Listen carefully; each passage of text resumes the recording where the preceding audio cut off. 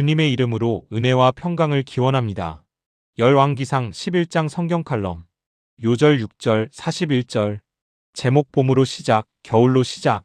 1년을 봄으로 시작하면 겨울로 끝나고 겨울로 시작하면 가을로 마칩니다. 인생을 찬란한 봄으로 시작했다가 황량한 겨울로 마친다는 것은 시작은 좋았는데 말로는 비참했다는 은유입니다. 반대로 모진 겨울 단련을 거쳐 열매를 맺어 끝이 가을처럼 풍성하다면 성공한 인생입니다. 다윗은 겨울로 시작한 왕이고 솔로몬은 봄으로 시작한 왕입니다. 인간의 성정은 똑같기에 어느 누구도 죄와 허물이 없는 사람은 없습니다. 다윗과 솔로몬 모두 범죄와 교만에 노출되었는데 구속사는 다윗의 손을 들어줍니다. 열왕기상 11장 6절입니다.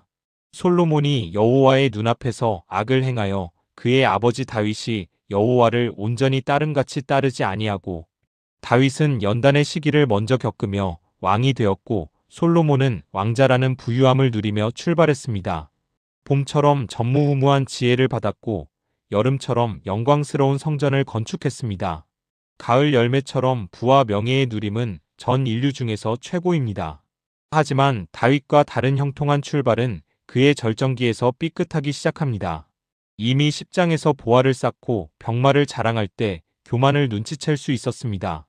열왕기상 11장에서는 처첩을 많이 두지 말라는 명령까지 정면으로 어깁니다. 다윗은 하나님을 떠난 자에게 오는 저주를 경험하여 경성할 수 있었지만 솔로몬은 이 감각에 둔해져 있습니다. 그리스도인은 솔로몬의 타락과 징벌을 보면서 그 원인을 찾아 타산지석으로 삼아야 합니다. 첫째, 솔로몬의 타락은 역설적으로 그가 큰 복을 받았기 때문입니다. 세상의 모든 지혜를 꿰뚫고 모든 사물을 다 논할 실력은 오히려 하나님 앞에 무릎 꿇는 것을 게을리하게 하였습니다. 지혜로 강대국이 되었고 열방이 조공을 바치고 천하의 유사들이 아부하니 교만하지 않은 것이 이상할 정도입니다. 둘째, 하나님을 차선으로 밀어내고 죄의 입구인 처첩을 1000명이나 두었습니다. 3절부터 5절. 창조 질서를 어기고 정욕을 쫓았고, 이는 여인의 인권을 말살한 죄로 연결됩니다. 셋째, 죄악이 들어오는 입구를 열어젖힌 결과는 멸망의 죄인 우상 숭배로 전진합니다. 이방 출신 후궁들이 가지고 온 우상을 위해 신전을 허용했고 결국은 민족적 우상 숭배로 퍼져나갑니다. 5절부터 7절. 우상 숭배의 보편화는 요시야 왕의 우상 회파 때까지 계속되었습니다. 열왕기하 23장 13절입니다. 또 예루살렘 앞 멸망의 산 오른쪽에 세운 산당들을 왕이 더럽게 하였으니, 이는 옛적에 이스라엘 왕 솔로몬이 시돈 사람의 가증한 아스다롯과 모압 사람의 가증한 그모스와 암몬 자손의 가증한 밀곰을 위하여 세웠던 것이며, 솔로몬의 우상 숭배의 죄악은 후대 왕들에게 영향을 끼쳤고 이는 신정 왕국에 대한 대역죄가 되었습니다. 느헤미야 13장 26절입니다. 또 이르기를 옛적에 이스라엘 왕 솔로몬이 이 일로 범죄하지 아니하였느냐, 그는 많은 나라 중에 비길 왕이 없이 하나님의 사랑을 입은 자라. 하나님이 그를 왕으로 삼아온 이스라엘을 다스리게 하셨으나 이방 여인이 그를 범죄하게 하였나니. 기자는 솔로몬의 타락과 보응을 기록한 후에 죽음에 대하여는 선지자 관점에서 황량한 실패자로 간단히 기록합니다. 열왕기상 11장 42절부터 43절입니다.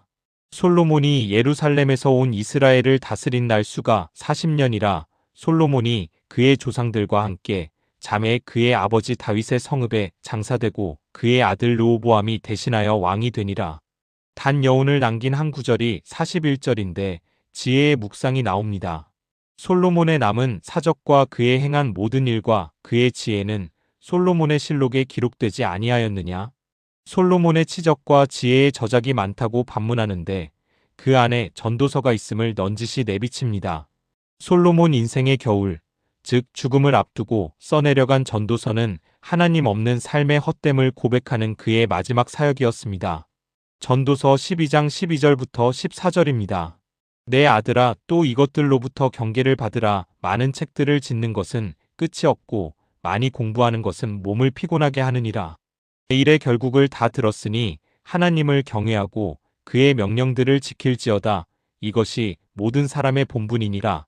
하나님은 모든 행위와 모든 은밀한 일을 선악간에 심판하시리라. 인생의 겨울이 복의 기초가 된다는 역설적 지혜는 참 신비롭습니다.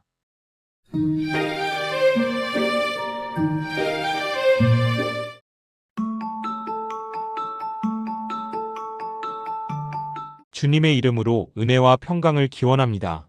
열왕기상 12장 성경 칼럼. 요절 15절 28절. 제목 죄는 유전되는가? 3대가 한 집에 산다면? 상상만 해도 나는 반대라고 외치는 사람이 많을 것입니다.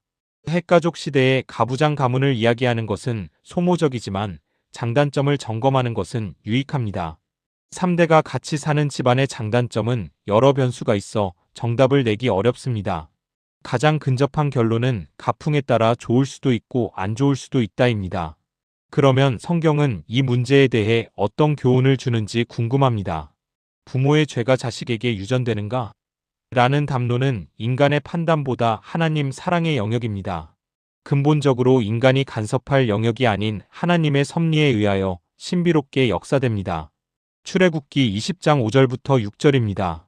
그것들에게 절하지 말며 그것들을 섬기지 말라. 나 내 하나님 여호와는 질투하는 하나님인즉 나를 미워하는 자의 죄를 갚되 아버지로부터 아들에게로 3, 4대까지 이르게 하거니와 나를 사랑하고 내 계명을 지키는 자에게는 1000대까지 은혜를 베푸느니라. 죄에 대한 징계가 3, 4대에 이른다는 것은 없지 않다는 뜻입니다. 하지만 순종의 축복은 완전 숫자인 1000대까지 은혜를 베푸신다고 하십니다.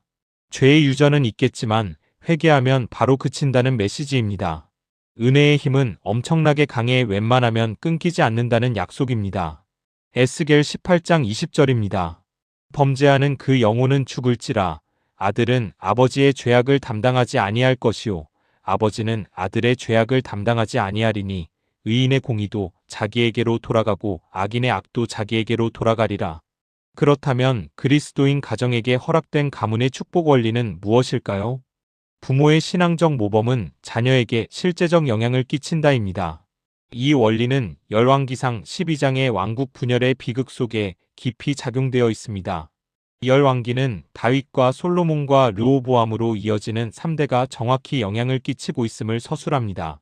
솔로몬이 다윗 신앙의 덕을 입어 복을 받고 쓰임받은 것은 이미 보았습니다. 이 능력은 초, 중기까지 이어지다가 솔로몬의 교만한 죄악으로 그치게 됩니다. 르호보암은 최고 권세를 누리고 우상 숭배를 했던 아버지의 후반기 모습을 바라보며 자랐습니다. 솔로몬이 죽고 왕위에 오른 르호보암이 전혀 지혜롭지 못한 이유 중에 하나입니다.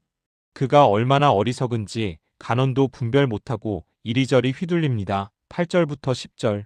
내 새끼손가락이 부친의 허리보다 굵다고 자만하고 아버지가 채찍으로 다스렸다면 나는 정갈로 백성을 물어버리겠다는 폭정을 선언합니다. 14절. 아버지 치세를 보며 하나님 나라의 권위는 성김에서 온다는 것을 전혀 배우지 못했습니다. 솔로몬의 죄는 분열 왕국의 원인이고 아들의 망동은 분열의 실천이었다고 역사는 기록됩니다. 열왕기상 12장 16절입니다. 온 이스라엘이 자기들의 말을 왕이 듣지 아니함을 보고 왕에게 대답하여 이르되 우리가 다윗과 무슨 관계가 있느냐 이새의 아들에게서 받을 유산이 없도다. 이스라엘아 너희의 장막으로 돌아가라. 다윗이여 이제 너는 내 집이나 돌아보라 하고 이스라엘이 그 장막으로 돌아가니라. 남유다는 르호보암을 왕으로 유다와 베냐민의 두 지파만 모입니다. 21절. 북이스라엘은 10지파가 연합하여 예언대로 여로보암을 왕으로 세워 건국됩니다. 22절부터 24절. 이 분열 왕국의 구도는 끝까지 통일되지 못하고 멸망될 때까지 지속됩니다. 19절. 북이스라엘은 출발부터 율법을 어기며 제사하고 금송아지 우상을 만들고 숭배를 공식화합니다. 열왕기상 12장 28절입니다. 이에 계획하고 두 금송아지를 만들고 무리에게 말하기를 너희가 다시는 예루살렘에 올라갈 것이 없도다. 이스라엘아 이는 너희를 애굽 땅에서 인도하여 올린 너희의 신들이라 하고 처음부터 우상 숭배의 유전자를 가졌던 북이스라엘은 선한 왕이 거의 없는 고통의 나라가 됩니다. 개인과 공동체가 영육 간에 잘 되는 비결은 선대의 모범임이 분명합니다. 데살로니가전서 5장 21절부터 24절입니다. 범사에 헤아려 좋은 것을 취하고 악은 어떤 모양이라도 버리라. 평강의 하나님이 친히 너희를 온전히 거룩하게 하시고 또 너희의 온 영과 혼과 몸이 우리 주 예수 그리스도께서 강림하실 때에 흠없게 보존되기를 원하노라. 너희를 부르시는 이는 미쁘시니 그가 또한 이루시리라. 작은 선택과 범사의 행동이 나와 후손에게 영향을 준다는 경고에 자세를 가다듬게 됩니다.